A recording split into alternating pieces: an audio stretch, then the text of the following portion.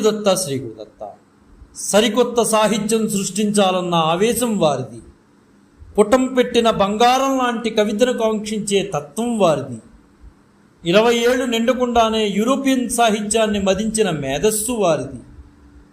నాటిమేటి సాహిత్య పత్రిక భారతిలో 2 పదుల వయసుకే ఉపసంపాదకుడిగా చేరినవారు వారు. శ్రీశ్రీని కాబోయే మహాకవిగా గుర్తించిన గట్టికుడు వారు. పదునైన విమర్శలు చేయడంలో ఘనపాటి వారే. అభ్యుదయం అనే మాటను తొలిసారిగా ఉపయోగించిన వైతాళికుడు వారు. 3 పదులు నిండిన కొన్నాళ్లకే రాలిపోయిన సాహితీ సవ్యసాచి వారు. వారే కొంపెల్ల జనార్దనరావు గారు. ఆ సాహితీ పిపాసి కవితా ప్రస్థానపు పరిమళాలను తడిసి ముద్దవుదాం. ఆ పరిమళాలను ఆస్వాదిద్దాం. ఆ మహానుభావుణ్ణి ఒక్కసారి స్మరిస్తూ వారికి నివాళులు అర్పించడానికి ప్రయత్నం చేద్దాం. వారి జీవిత ప్రస్థానపు విషయాలను మనం తెలుసుకోవడానికి ప్రయత్నం చేద్దాం. అది 1928 సంవత్సరం మద్రాసులోని తంబుచెట్టి వీధి ప్రముఖ పత్రిక భారత ఆఫీసు నుంచి ఒక కుర్రాడు బయటకు వచ్చాడు. ఆ కుర్రాడి పేరే శ్రీశ్రీ. అప్పటికి శ్రీశ్రీ గారికి 18 ఏళ్ల వయసు ఉంటుంది. ఆ ఏడే ఆయన విశాఖపట్నం నుంచి మద్రాసు క్రిస్టియన్ కాలేజీలో BAలో చదువుకోవడానికి కోసం వచ్చారు. కుర్రాడు కదా, ఏవో లోకాల్లో విహరిస్తూ ప్రణయ గీతాలు అల్లుతూ ఉండేవాడు. అవి భారత పత్రిక పంపించేవాడు, భారత పత్రికలో అచ్చవుతూ ఉండేవి.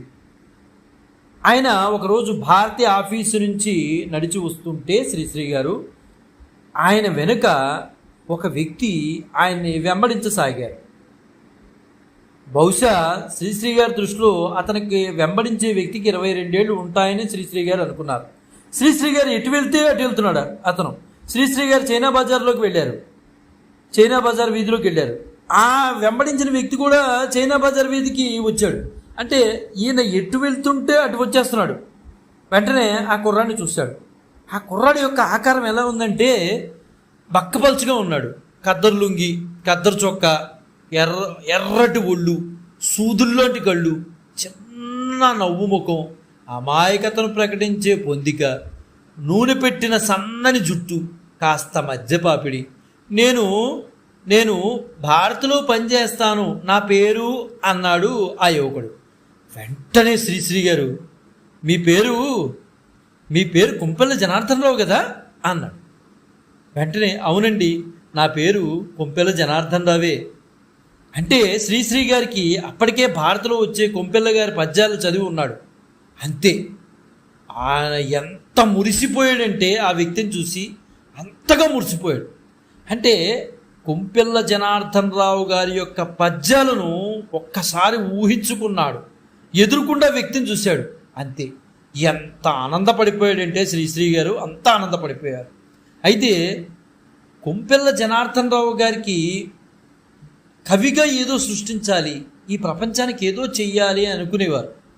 అయితే ఆయనలో ఒక విషయం ఉంది. నువ్వు కవివైతే ఏంటి, అంత మాత్రాన కాళ్ళకు డెక్కలు నెత్తికి కొమ్ములు రావాలా, అక్కర్లేదు కదా అనేది ఆయన మనస్తత్వం.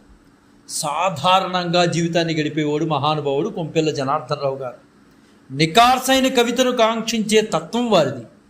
20 ఏళ్ళు నిండకుండానే యూరోపియన్ సాహిత్యాన్ని మదించాడు. తెలుగు కవిత్వం ఇంకెంత అందంగా ఉండాలో అని ఎప్పుడూ స్వప్నించేవాడు మహానుభావుడు కొంపెల్ల జనార్దనరావు గారు. కొంపెల్ల జనార్దనరావు గారు పుట్టింది తూర్పుగోదావరి జిల్లా అమలాపురం దగ్గర మోడేకూరులో. అది 1906 ఏప్రిల్ 15న తండ్రి వసంతం దంపతులకు ఆయన జన్మించారు. ఈ వసంతం గారు సంస్కృత పండితులు. తాత ముత్తాతలు మాత్రం జమీందారులే. మన కొంపెల్ల జనార్దనరావు గారి యొక్క తాత ముత్తాతలు మాత్రం జమీందారులే. అయితే ఈయన వరకు వచ్చేప్పటికి కొంపెల్ల జనార్దనరావు గారి తరానికి వచ్చేప్పటికి ఆస్తులన్నీ కూడా తరిగిపోయి తండ్రి దగ్గర పశ్చిమ గోదావరి జిల్లాలో గణపవరంలో సంస్కృతం నేర్చుకున్నారు కొంపెల్ల జనార్దనరావు గారు. తల్లి సుబ్బమ్మ నుంచి ఆచార సంస్కారాలు ఈయనకి అబ్బాయి. ఈ మహానుభావుడు ఎలా ఉండేవాడంటే కొంపెల్ల జనార్దనరావు గారు 3 పూటలా సంధ్యావందనం చేసేవాడు. హర్నాథ్ బాబా అనే యోగికి భక్తుడు ఈ కొంపెల జనార్దన్ రావు గారు. కొద్దిగా సంగీతం కూడా జ్ఞానం అయితే ఉంది. నాటకాలంటే పడి తెచ్చేవాడు ఆయన. అంత ఇష్టం అనమాట నాటకము అంటే, ఎక్కడుందో చూసేవాడు వెళ్ళి. అంత ఇష్టం అనమాట నాటకాలంటే. ఈయనకి 3 అన్నలు, 1 అక్క. తర్వాత పుట్టాడు ఈయన. పెరిగింది మాత్రం పిల్ల జమీందారుగానే పెరిగాడు ఈయన. రాజమహేంద్రవరం వీరేశలింగం స్కూల్ పాఠశాలలో చదివారు ఈయన. గాంధీజీ సహాయ నిరాకరణోద్యమంలో పాల్గొన్నాడు ఈయన. అయితే మహానుభావుడు బులుసు సాంబమూర్తి గారు వీరికి బంధువు అవడం వలన, బులుసు సాంబమూర్తి గారి సలహాల వలన కాకినాడ జాతీయ కళాశాలలో చేరారు మన కొంపెల జనార్దన్ రావు గారు. అంతలో మనం తాతల నాటి నుంచి వచ్చేటటువంటి ఆస్తులన్నీ కూడా కరిగిపోయి, ఆ సందర్భంలోనే ఇంకా తప్పనిసరి పరిస్థితిలో చదువుకు స్వస్తి చెప్పాల్సిన పరిస్థితి కొంపెల జనార్దన్ రావు గారికి ఏర్పడింది. చిన్నా చితగా ఉద్యోగం చేయాల్సిన పరిస్థితులు ఏర్పడ్డాయి. ఎంత మహానుభావుడికైనా కష్టాలు తప్పు అన్నట్టు. అయితే ఇలా ఉన్న పరిస్థితుల్లో మహానుభావుడు బులుసు సాంబమూర్తి గారు వారి బంధువు అవడం వలన, సరే ఈ కొంపెల జనార్దన్ రావు గారు ఖాళీగా ఉంటున్నారు, వీళ్ళ పరిస్థితి బాగోలేదు అని గమనించినటువంటి బులుసు సాంబమూర్తి గారు ఈయన్ని, మన కొంపెల జనార్దన్ రావు గారిని భారతిలో ఉద్యోగానికి ప్రయత్నం చేశారు. సరే, ఆనాటి మేటి సాహిత్య పత్రిక భారతి సరే మద్రాసు తీసుకెళ్ళారు. ఆయన మద్రాసు తీసుకెళ్ళి అందులో ఆయన ఉద్యోగం ఇప్పించారు. అయితే ఆ రోజుల్లో అందులో ఎవరిదైనా, అంటే ఆ భారత పత్రికల్లో ఎవరిదైనా పద్యం పెడితే కవిగా సాహిత్యలోకాన బాగా అతను కుదిరిపోయినట్లే. నిజంగా చెప్పాలంటే కవిగా ఆయన పేరు పొందినట్లు లెక్క అనమాట. అంత పేరు ప్రఖ్యాతులు భారత పత్రిక ఉండేది. విమర్శ వచ్చిందంటే కవులు గుండెల్లో పాగా వేసినట్లే. అలాంటి పత్రికల్లో బులుసు సాంబమూర్తి గారి యొక్క సలహా మేరకు 20 ఏళ్ల యువకుడిని సబ్ ఎడిటర్గా చేర్చుకున్నారు కొంపెల్ల జనార్దన్ రావు గారిని ఆ పత్రిక వాళ్ళు. మొదట్లో మద్రాసులో అటు చూస్తే ఇటు చూస్తే ఎవ్వరూ చిరునవ్వు చేయూతనివ్వనటువంటి ఒంటరి జీవితాన్ని గడిపారు మహానుభావుడు కొంపెల్ల జనార్దన్ రావు గారు. ఎవ్వరూ మాట్లాడేవారు కాదు. అంతా తెలుగువారు ఉన్నప్పటికీ కూడా తమిళులే. మాట సహాయం కూడా ఉండేది కాదు. మహానుభావుడు చాలా ఇబ్బంది పడ్డాడు. అప్పుడు ఆయనకి ఆ సమయంలో ఎవరు కూడా చేతినిచ్చేవాళ్ళు లేరు, మాట సహాయం చేసేవాళ్ళు లేరు. అప్పుడు ఆయనకి ఏమైంది? ఆయనకున్నటువంటి కళే ఆయనకి నేస్తమైంది. అప్పుడు సాహిత్యమే ఆయన నేస్తం అయిపోయింది. కవిత్వమే సమస్తం అయిపోయింది. చదువుకోవడం, నోట్స్ రాసుకోవడం, చదువుకోవడం, నోట్స్ రాసుకోవడం, మనసు స్పందిస్తే కవితలు అల్లేయడం, ఇది ఆయన వరుస. ఎందువలన?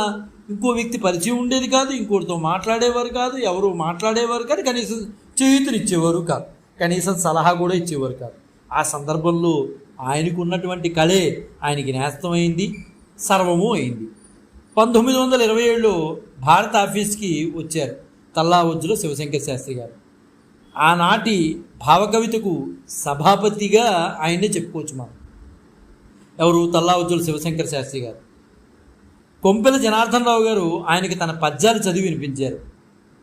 నాకు వెంటనే కొంపెల జనార్దన్ రావు గారు శివశంకర శాస్త్రి గారితో, అయ్యా నాకెవ్వరూ ఉత్సాహం ఇవ్వడం లేదండి, నాకేంటో ఈ పద్యాలన్నా ఈ కవితలన్నా ప్రాణం అండి, కానీ ఎందుకో ఎవ్వరూ కూడా ప్రోత్సాహం ఇవ్వట్లేదు అని అమాయకంగా అన్నాడు. వెంటనే శివశంకర శాస్త్రి గారు ఆయన భుజం తట్టారు.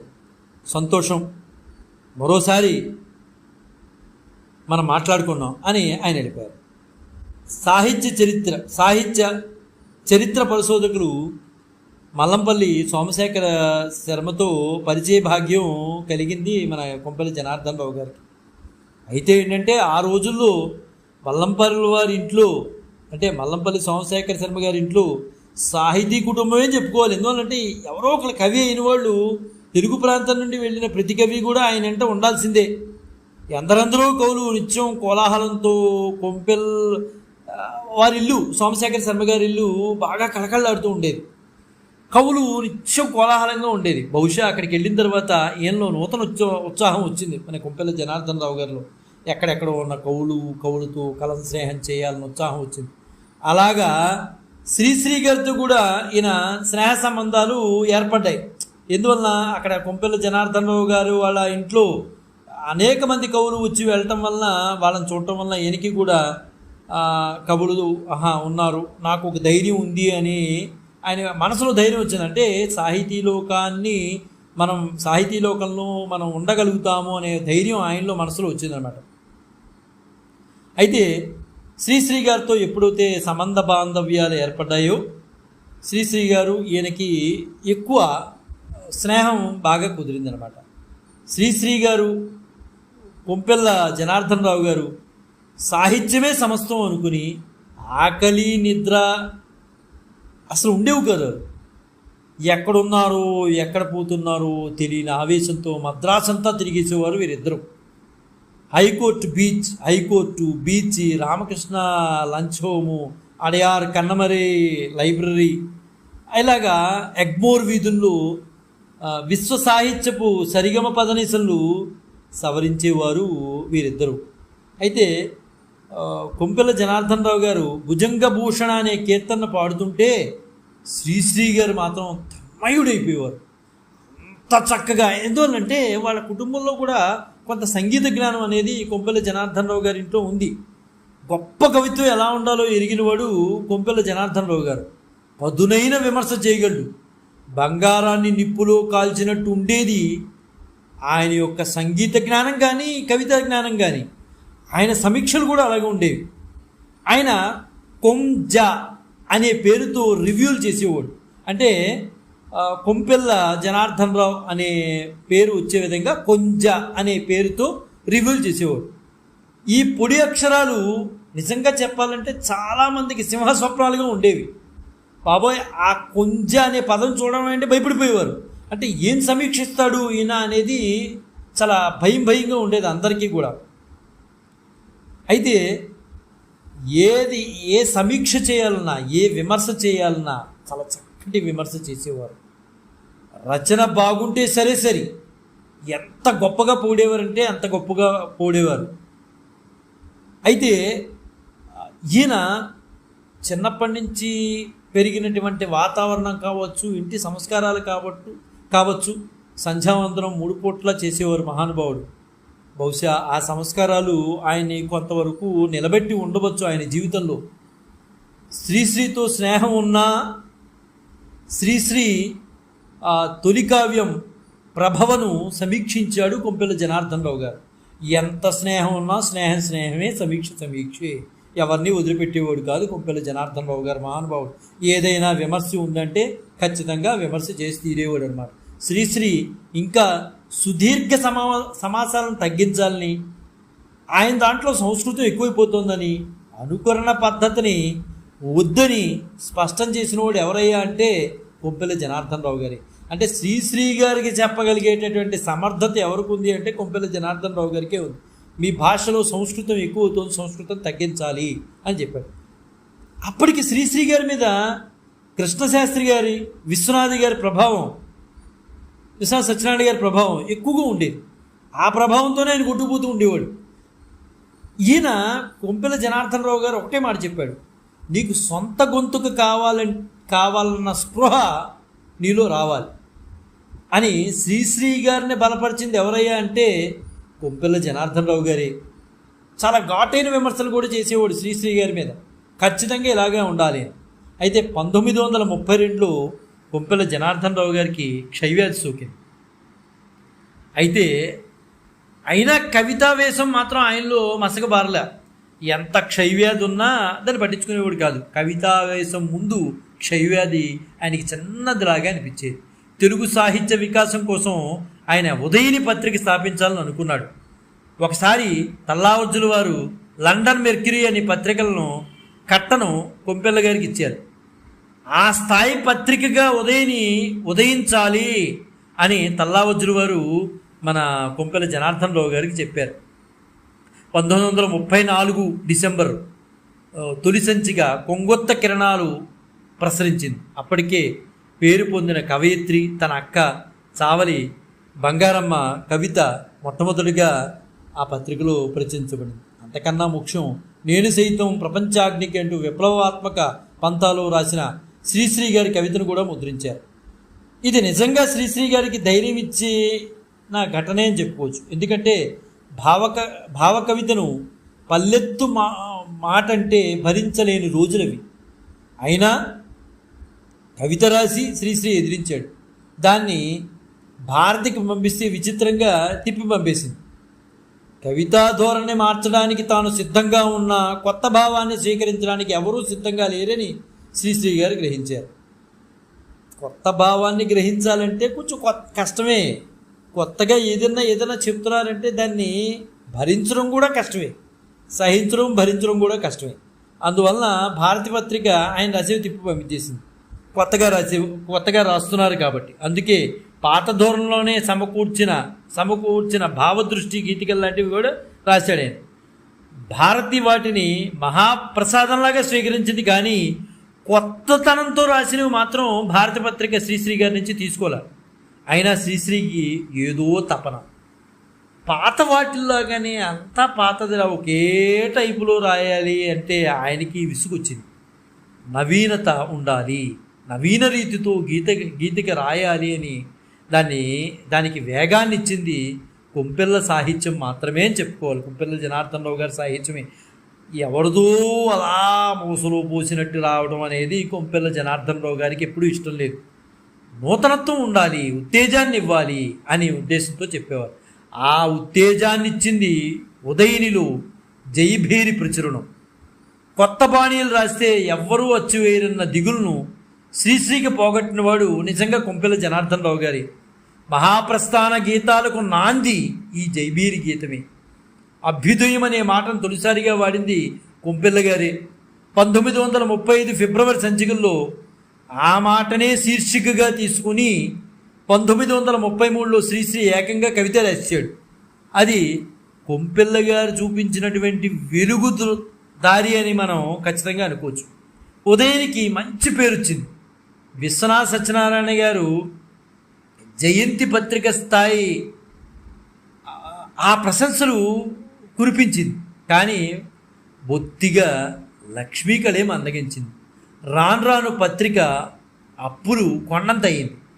రచనల కోసం రచయితలు చుట్టూ కాళ్ళకు బలపాలు కట్టుకుని తిరిగాడు మన కొంపెల్ల జనార్దన్ రావు గారు. అంటే ఆయన పత్రిక కాబట్టి అన్నీ ఆయన వేసుకుంటే బాగుండదు కదా, బయట రచనలు కూడా ఇవ్వాలి కాబట్టి ఆ కవులు చుట్టూరు ఆయన కొంపెల్ల జనార్దన్ రావు గారు తిరిగేవారు. ఇవ్వనివాడు చందాలు ఇస్తాననేవారు. ఆయన పాప మహానుభావుడు ప్రతి వాళ్ళ ఇంటికి అడిగేవాడు, అయ్యా ఈ చందా కట్టండి అని అనేవాడు. సరే మాటల వరకు వస్తే రేపు కడతాం, ఎల్లుండి కడతాం, అవతల ఎల్లుండి కడతాం అని పాపం ఆయన్ని మహానుభావుడిని తిప్పించుకున్నవారే తప్ప కవిత మీద దృష్టి ఎవరూ పెట్టలేదు. చదివి ఆనందపడ్డారే తప్పించి కనీసం చందా కడదామని మనసులో స్పృహ కూడా రాలేదు వారికి. దీనికి తోడు ఆయన క్షయవ్యాధి రోజుకి రాచుకుంది. ఊపిరితిత్తులు చాలా ఇబ్బంది పడుతూ ఉండేవి. అయితే ఆయన మొదటి 2 నెలలకు ఒకసారి ఉదయన పత్రిక వచ్చేది. తర్వాత నెల ప్రారంభిద్దామని అనుకున్నాడు మహానుభావుడు. 1938లో ఉదయని అస్తమించేసింది. అయితే 1937 జూలై 23న 30 ఏళ్లకే జనార్దన్ రావు గారు ప్రాణాలు గాల్లో కలిసిపోయాయి. అంటే ఎంతమంది దగ్గరికి తిరిగాడో మహానుభావుడు. అంటే ఆయనకున్నటువంటి టీబీ, జీర్ణకోశం సంబంధించిన టీబీ వచ్చింది. ఆయన తట్టుకోలేకపోయారు. ఇదే కూర్చున్నా నుంచున్నా పడుకున్నా ఈ కవితా తపస్సే ఆయన్ని అంతకాలం బతికిచ్చింది. నిజంగా చెప్పాలంటే అలా తిరిగేవాడు, చందాల కోసం తిరిగాడు. ఎలాగైనా సరే 2 నెలలకు ఒకసారి నడిపేటటువంటి పత్రికకి నేను ఖచ్చితంగా నెల పత్రిక కింద చేద్దామని పరితపించేవాడు మన కొంపెల్ల జనార్దన్ రావు గారు. అయితే అది బహుశా సాధ్యపడలేదు ఆయనకి. అందరూ మాటలు చెప్పేవారే కానీ చేతల్లో ఆయనకి సహాయం చేసేవారు లేరు. కవితా సామ్రాజ్యాన్ని ఏలాలనుకున్నాడు వాడు ఆఖరికి అద్దె కట్టలేని పరిస్థితిలోకి వచ్చేసారు కొంపెల్ల జనార్దన్ రావు గారు. కనీసం ప్రింటింగ్ ప్రెస్లోనే అవన్నీ ఆగిపోయాయి కూడా. ఆయన రాసిన ఉదయన పత్రిక నెల పత్రిక కింద తీసుకొద్దాం అనుకున్న మరుక్షణంలోనే ఆయనకి అనారోగ్యం పాలు ఎక్కువ అవటం వలన కాకినాడ వెళ్ళారు. మెరుగైన వైద్యం కోసం కాకినాడ వారు ఏమని చెప్పారంటే పూర్తిగా రెస్ట్ తీసుకోవాలి, వేరే ప్రాంతం వెళ్ళి చేయించుకోవాలని చెప్పారు. సరే, ఆయన ప్రస్థానం ఎక్కడైతే తూర్పుగోదావరి జిల్లాలో మొదలైందో అక్కడికే చివరి దశలో ఆయన వచ్చేసారు, మన కొంపెల జనార్దన్ రావు గారు.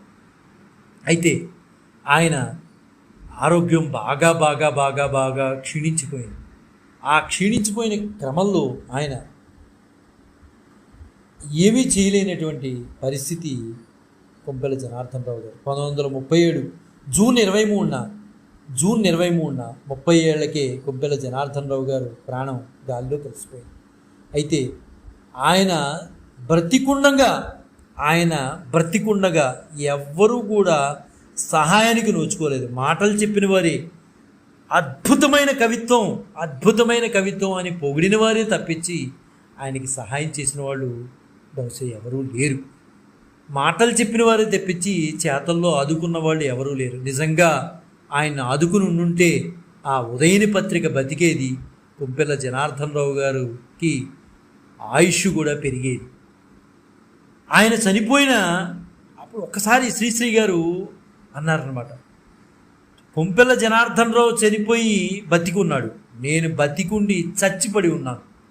అతను ఏదో ఈ లోకానికి చేద్దామని చనిపోయాడు, నేను మాత్రం చేస్తానని ధైర్యంతో ఇంకా ఉన్నాను, బహుశా అందుకే బతికున్నానేమో అని శ్రీశ్రీ గారు ఆవేదనతో అన్నారు. నిజంగా శ్రీశ్రీ గారు మహాప్రస్థానం కొంపెల జనార్దన్ రావు గారికి అంకితం ఇచ్చారు.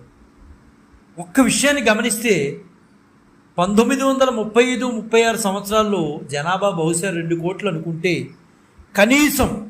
కనీసం ఆ 2 కోట్లలో 200 మంది కూడా సంవత్సరానికి ₹4 ఉదయని పత్రిక చందా కట్టలేకపోయారు. ఎంత దౌర్భాగ్యమైన పరిస్థితితో చూడండి. ఆ మహానుభావుడిని అందరూ పొగిడిన వారే, అందరూ గొప్పగా భేష్ శభాష్ అన్నవాళ్ళే. కానీ కనీసం సంవత్సరానికి ₹4 చందా కట్టలేని వాళ్ళే, పొగిడిన వారే, వెన్ను తట్టిన వారే, కనీసం చందా కూడా కట్టలేని పరిస్థితుల్లో ఆయన నిలవలేకపోయారు. సరిగ్గా ఇదే రోజు జూన్ 23న ఆయన కాలం చేశారు. బహుశా 200 మంది, ఆ 2 కోట్లలో 200 మంది సంవత్సరానికి ₹4 కట్టుంటే ఉదయని పత్రిక నడిచేది. కొంపెల్ల జనార్దన్ రావు గారి నుంచి ఎంతో గొప్ప సాహిత్యమును ఈ దేశం రుచి చూసేది. బహుశా మనకి అటువంటి మహానుభావులు సాహిత్యం వినే చూసే అదృష్టం లేదు కనుకనే అతి చిన్న వయసులో 31 సంవత్సరాలకే 100 ఏళ్ళు నిండిపోయాయి ఆ మహానుభావుడికి. ఏది ఏమైనా కొంపెల జనార్దన్ రావు గారు మాత్రం సాహిత్య లోకంలో చాలా తారాస్థాయికి వెళ్ళిపోయిన వాడే. పేరులో కృష్ణుడున్న సాహిత్యంలో చరితార్థుడు కావడానికి అర్జునుడిలాగా తపస్సు చేసి చివరికి అభిమన్యుడిలాగా మిగిలిపోయాడు కొంపెల్ల జనార్దన్ రావు గారు. కవితాలోకం అందరి తరఫున ఖచ్చితంగా మనం అందరం కూడా నివాళులర్పించి తీరాలండి. కవితాలోకం తరఫున నివాళులర్పిస్తూ, తలవంచుకు వెళ్ళిపోయావా నేస్తం, సెలవంటూ ఈ లోకాన్ని వదిలి తలపోసినవేవి కొనసాగకపోగా, పరివేదన బరువు కాగా, అటు చూస్తే ఇటు చూస్తే ఎవ్వరూ చిరునవ్వు చేయూత ఇవ్వక, ఎంతో బాధతో నీ సుకుమారపు హృదయానికి గాయం చేస్తే, అటుపోతే ఇటుపోతే అంతా అనాదరణతో అలక్ష్యంతో చూసి, ఒక్కణ్ణి చేసి వేధించారని బాధించారని ఎక్కి ఏడుస్తూ వెళ్ళిపోయావా నేస్తం, తల వంచుకు వెళ్ళిపోయావా నేస్తం. కొంపెల్ల జనార్దన్ రావు గారికి నివాళులర్పిస్తూ, జై గురుదత్త, శ్రీ గురుదత్త, శ్రీపాద శ్రీవల్లభ చరణదాసుడు, మానికొండ రాజశేఖర శర్మ, రాజమహేంద్రవరం. స్వస్తి.